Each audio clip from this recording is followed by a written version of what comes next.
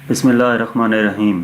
10th class. आज हम chapter 15 electromagnetism के कॉन्सेप्चुअल क्वेश्चन सॉल्व करेंगे। फर्स्ट क्वेश्चन है, suppose someone handed you 3 similar iron bars and told you one was not magnet but the other 2 were.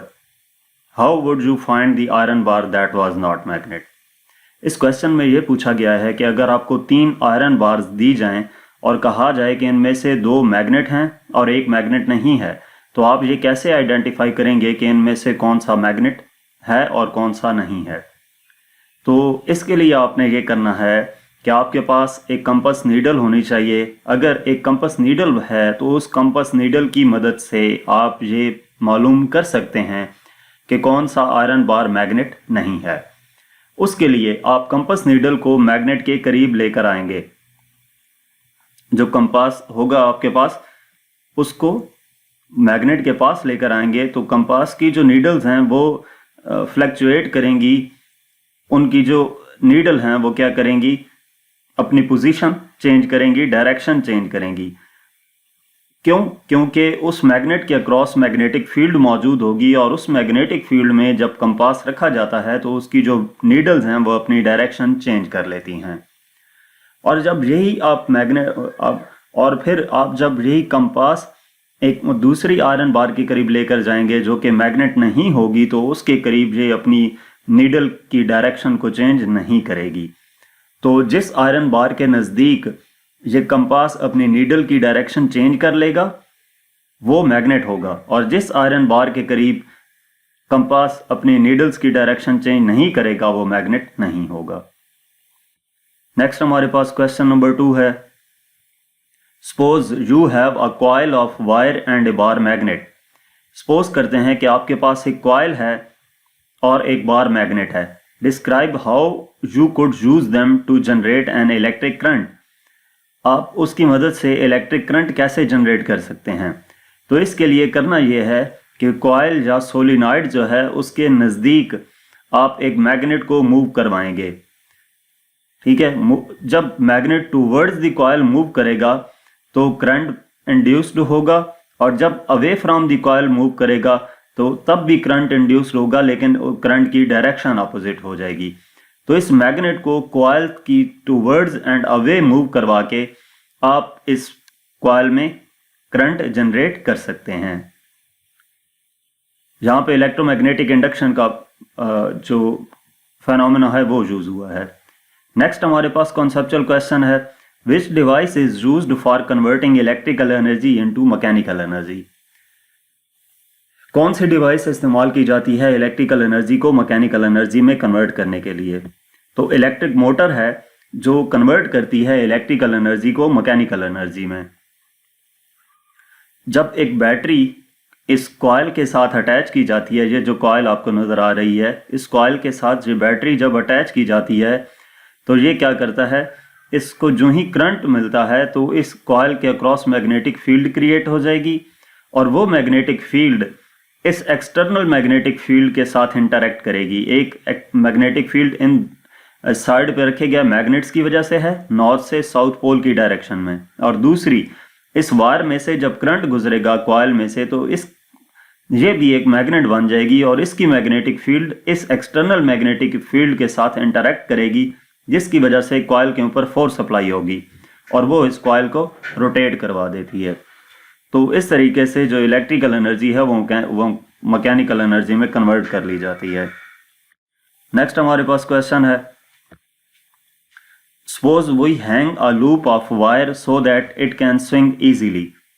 एक loop of wire है, coil है या loop है वायर का, और उसको हैंग किया गया है कि वो इजीली स्विंग कर सकता है, और उसके बाद हम ये करते हैं कि एक मैग्नेट उस कॉइल के अंदर रखते हैं तो कॉइल स्विंग करना शुरू हो जाएगी।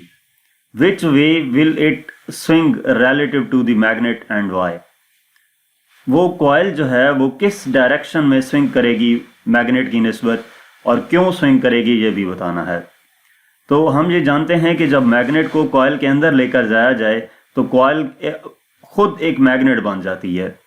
ठीक है, उसकी अपनी एक उसमें करंट आता है ना कॉइल में, जब मैग्नेट को मूव करवाएं कॉइल में करंट आएगा, उस करंट की वजह से मैग्नेटिक फील्ड इंड्यूस्ड होगी, तो वो इंड्यूस्ड मैग्नेटिक फील्ड जब इस मैग्नेट की मैग्नेटिक फील्ड के साथ इंटरेक्ट करती है तो इस कॉइल के ऊपर फोर्स अप्लाई होगी। और ये हमें कैसे पता चला? इलेक्ट्रोमैग्नेटिक इंडक्शन की वजह से। और फिर लेंज़ेस लॉ हमें ये बताता है कि जो करंट इंड्यूस्ड होता है उसकी डायरेक्शन ऐसे होती है कि वो उस काज को अपोज करता है।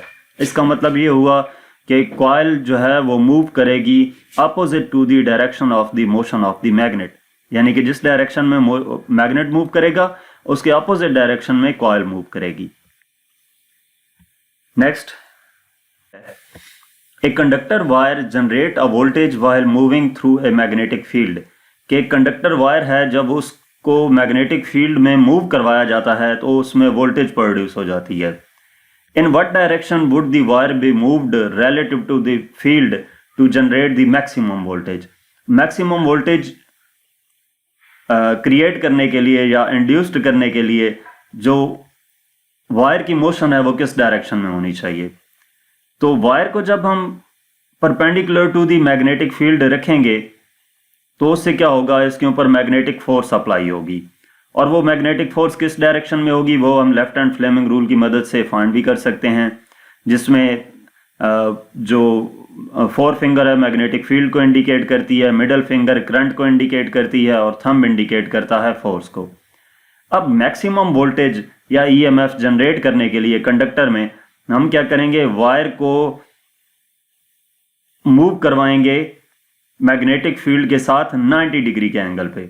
ठीक है, वायर और मैग्नेटिक फील्ड के साथ उसका 90 डिग्री का एंगल होना चाहिए, यानी कि मैग्नेटिक फील्ड इस डायरेक्शन में है, वायर में करंट की डायरेक्शन उस तरफ होगी जब फोर्स जो है वो डाउनवर्ड या अपवर्ड लगेगी। ठीक है, तो हम लेफ्ट हैंड फ्लेम रूल की मदद से चेक कर सकते हैं कि मैक्सिमम कब होगी हमारे पास, जब डाउनवर्ड इस पे अप्लाई की जाए। अगर हम अपवर्ड अप्लाई करेंगे तो डेफिनेटली करंट की डायरेक्शन जो है वो इस डायरेक्शन में हो जाएगी और कोई इफेक्ट नहीं पड़ता। तो सिंपली 90 डिग्री का एंगल होना चाहिए मैग्नेटिक फील्ड बी और वायर के साथ। जब तब हम फोर्स अप्लाई करेंगे तो उस वक्त जो करंट होगा वो मैक्सिमम प्रोड्यूस होगा। नेक्स्ट हमारे पास 15.6 है, what is the difference between a generator and A motor? Generator और मोटर के दरमियान क्या डिफरेंस है? तो जनरेटर क्या है? जनरेटर मैकेनिकल एनर्जी को इलेक्ट्रिकल एनर्जी में कन्वर्ट करता है, जबकि मोटर इलेक्ट्रिकल एनर्जी को मैकेनिकल एनर्जी में कन्वर्ट करती है। जनरेटर इलेक्ट्रिसिटी जनरेट करता है, जबकि मोटर जो है वो इलेक्ट्रिसिटी यूज करती है। जनरेटर कॉइल में करंट प्रोड्यूस करता है, जबकि जो मोटर है उसमें कॉइल को करंट प्रोवाइड किया जाता है। जनरेटर क्या है? इलेक्ट्रिसिटी जनरेट की जाती है पावर स्टेशन में, तो वो एक एग्जांपल है जनरेटर की। और मोटर क्या है? मोटर अगर हम इलेक्ट्रिक बाइक या कार में लगा दें तो उसकी मदद से वो इलेक्ट्रिक बाइक या कार चलता है, तो वो मोटर बेसिकली उसमें हेल्प कर रही होती है, यानी कि मोटर उस इलेक्ट्रिक कार या बाइक में इस्तेमाल की गई होती है।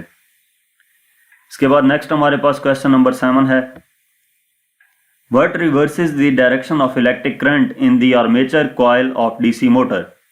के कौन सी ऐसी चीज है जो इलेक्ट्रिक करंट की डायरेक्शन को रिवर्स कर देती है कॉइल में, डीसी मोटर की जो कॉइल होती है? तो अगर हम इसकी डायग्राम पे गौर करें तो जब इसको बैटरी कनेक्ट की जाती है तो इस वायर में से जो आपको येलो कलर की दिखाई गई है करंट फ्लो करना शुरू कर देता है। ठीक है, ये आपको नजर आ रहा है, ये करंट फ्लो करता हुआ यहां से इस तरफ मूव कर जाता है, अपना सर्किट कंप्लीट कर लेता है। अच्छा, अब कौन सी ऐसी चीज है, इसमें कौन से ऐसा कंपोनेंट यूज हुआ है जो इस करंट की डायरेक्शन को मुसलसल चेंज करता रहता है? तो बेसिकली जो डीसी मोटर होती है उसमें ये स्प्लिट रिंग कम्यूटेटर इस्तेमाल किया जाता है, जो क्या काम करता है कि हर हाफ साइकिल के बाद जो इस कॉइल में करंट की डायरेक्शन है वो चेंज कर देता है। अब यहाँ पे करंट की डायरेक्शन उस तरफ है, तो ये जब कॉइल रोटेट करके 90 डिग्री पे इधर आनी चाहिए, तो इस पॉइंट ये इधर आ जाएगा, तो यहाँ पे करंट की डायरेक्शन उस डायरेक्शन में होनी चाहिए, जो कि अल्टरनेट हो गई है। तो इसको प्रॉपर वन वे में रखने के लिए इस रिंग को स्प्लिट कर दिया जाता है, ताकि हर वर्टिकल पोजीशन में ये वाला एंड आकर दोबारा इसके साथ जुड़ेगा, तो करंट की डायरेक्शन वही रहेगी, यानी कि हमेशा करंट की डायरेक्शन यूं रहेगी। ठीक है, तो कॉइल में जो करंट की डायरेक्शन है वो क्या रहेगी, पॉजिटिव है, तो इस सिरे से हमेशा इस कॉइल को पॉजिटिव प्रोवाइड होता रहेगा, जिसकी वजह से ये मोटर जो है वो रोटेट करती रहती है। तो कौन सा ऐसा कंपोनेंट है जिसकी मदद से ऐसा हो रहा है, वो स्प्लिट रिंग कम्यूटेटर है, जिसकी मदद से जो करंट है उसकी डायरेक्शन इलेक्ट्रिक करंट की हर हाफ साइकिल के बाद चेंज हो जाती है या रिवर्स हो जाती है। नेक्स्ट क्वेश्चन नंबर 8 है, a wire lying perpendicular to an external magnetic field carries a current in the direction shown in the diagram below. कि एक वायर है जो कि परपेंडिकुलरली लाई कर रही है एक्सटर्नल मैग्नेटिक फील्ड के दरमियान, तो किस डायरेक्शन में वायर मूव करेगी, in what direction will the wire move due to the resulting magnetic force. तो इसके लिए हम ये देखते हैं कि अगर हम left hand Fleming rule apply करें तो फर्स्ट फिंगर जो है वो शो करती है डायरेक्शन ऑफ मैग्नेटिक फील्ड को, ठीक है, जो नॉर्थ से साउथ की तरफ है। Second finger shows the direction of current, ये फिंगर डायरेक्शन ऑफ करंट को इंडिकेट करती है, जो कि किस तरफ है, वायर में ये करंट की डायरेक्शन शो की गई है। और थंब इंडिकेट करता है फोर्स को।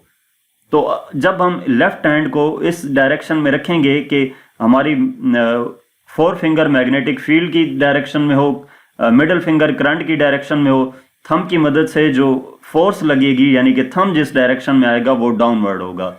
तो इस केस में फोर्स डाउनवर्ड अप्लाई होगी।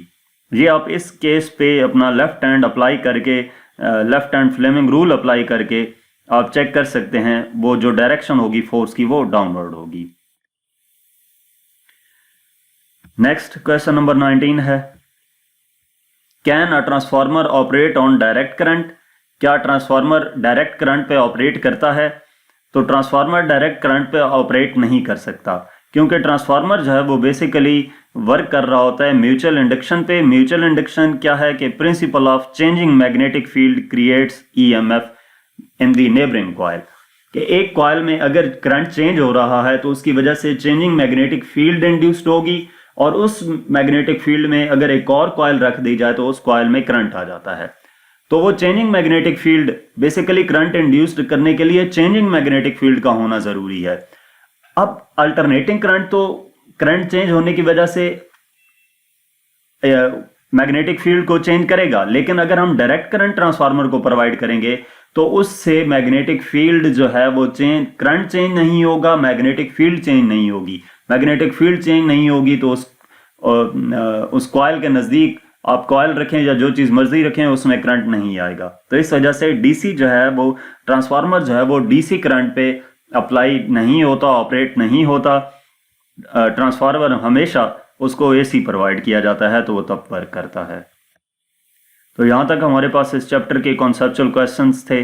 मजीद किसी भी चैप्टर की एक्सरसाइज का सोल्यूशन देखने के लिए आप हमारा चैनल विजिट कर सकते हैं। इसके अलावा अगर आप हमसे किसी भी सब्जेक्ट की ऑनलाइन या होम ट्यूशन पढ़ना चाहते हैं तो व्हाट्सएप पे कांटेक्ट कर सकते हैं। Thank you.